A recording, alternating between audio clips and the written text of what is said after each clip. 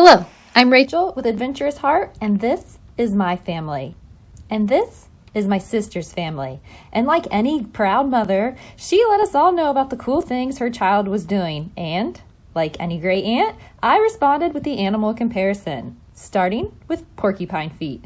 Trust me, if you ever get the chance to feel a porcupine's foot, it will feel just like a baby's foot, nice and smooth. So hence, the little new grandkid got the name Porcupine Feet, at least from me.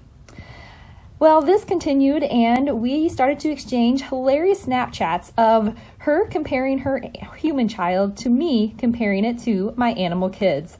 My sisters couldn't stop laughing, and they absolutely loved it, so I thought I would share a series of these Snapchats with all of you. And I'm well aware that my sisters will never cuddle with my kids quite like they do hers, but that's okay. I hope you enjoy these fun exchanges.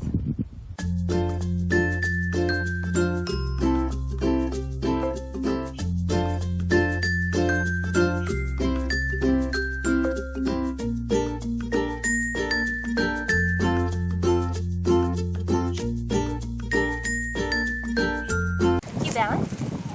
Good balance, good.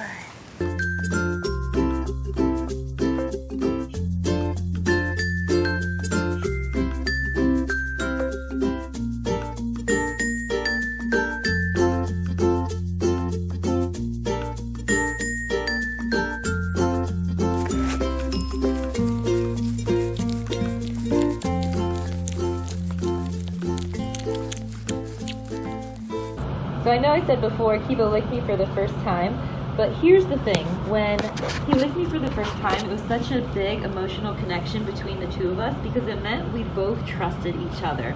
I trusted him enough to keep my hand close to his mouth, even though his past has been a little bitey, and he trusted me enough not to do anything, so he was vulnerable and started to lick me, and that was a really precious moment for both of us. And I only have porcupines, I don't have kids, and I'm sure most of you watching this don't have porcupines, but you may have kids. But I'm going to equate it to the feeling of when your kid says a word for the first time, or rolls over for the first time, or you have that bond.